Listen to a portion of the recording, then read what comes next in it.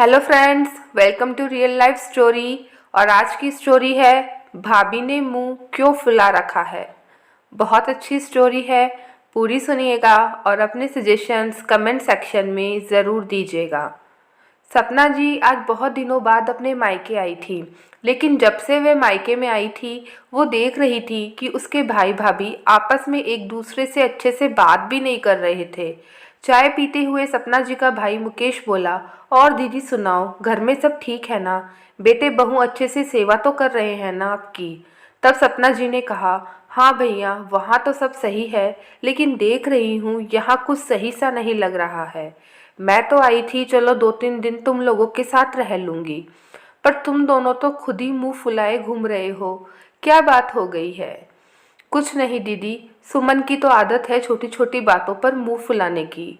मुकेश बात को टालते हुए बोला। मुकेश की बात सुन के सुमन का मुंह उतर गया। वह चाहते हुए भी अपनी ननद के सामने कुछ नहीं कह पा रही थी, पर सपना अपनी भाभी सुमन के मनोभावों को समझ रही थी और वे मुकेश को डांटते हुए बोली, देख सुमन को मैं 10 सालों से देख रही हूँ और तुझको तो मैं बचपन से ही जानती हूँ। कितना अड़ियल है तू, मुझे पता है। तुम आदमियों की तो आदत ही होती है हर बात में हम औरतों को दोषी ठहराना। सुमन तू बता, क्या बात है?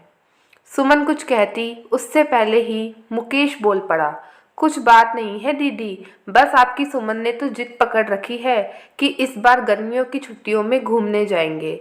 आपको तो पता है दीदी, एक तो मुझे छुट्टी नहीं मिलती और दूसरा घूमने में कितने पैसे खर्च होंगे, पर ये समझती ही नहीं है।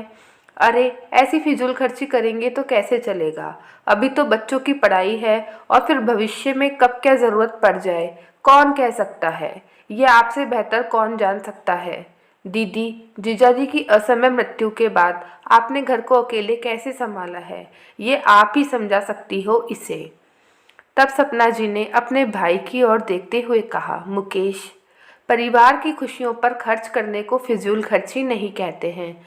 हमें भविष्य के लिए कुछ जोड़कर रखना जरूरी है, पर उससे भी ज़्यादा ज़रूरी है परिवार के साथ छोटी छोटी खुशियों को जीना।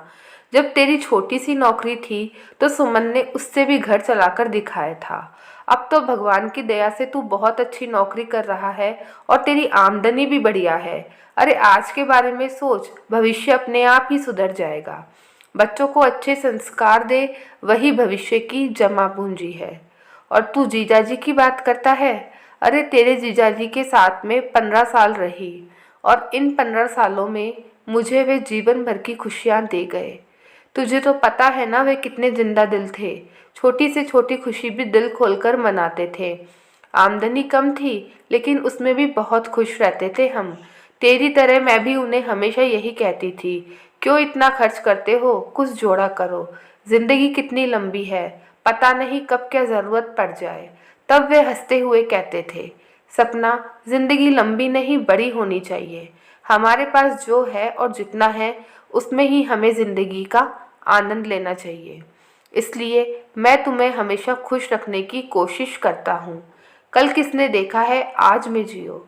ऐसा नहीं उन्होंने भविष्य के लिए कुछ जोड़ा नहीं था, उन्होंने जितना हो सकता था जोड़ा भी, लेकिन अपनी आज की खुशियों को मारकर नहीं। सही कहते थे वे, उनकी दी हुई खुशियाँ और सुनहरी यादें आज भी मुझे जीने का सहारा देती हैं। बस तुम्हें भी यही समझाना चाहूँगी, भविष्य के बारे में सोचना गलत नहीं है, लेकिन वर्तमान की खुशियों को मारकर नहीं। सही कहते थे वे, उनकी दी हुई खुशियाँ और सुनहरी यादें आज भी मुझे जीने का सहारा देती हैं।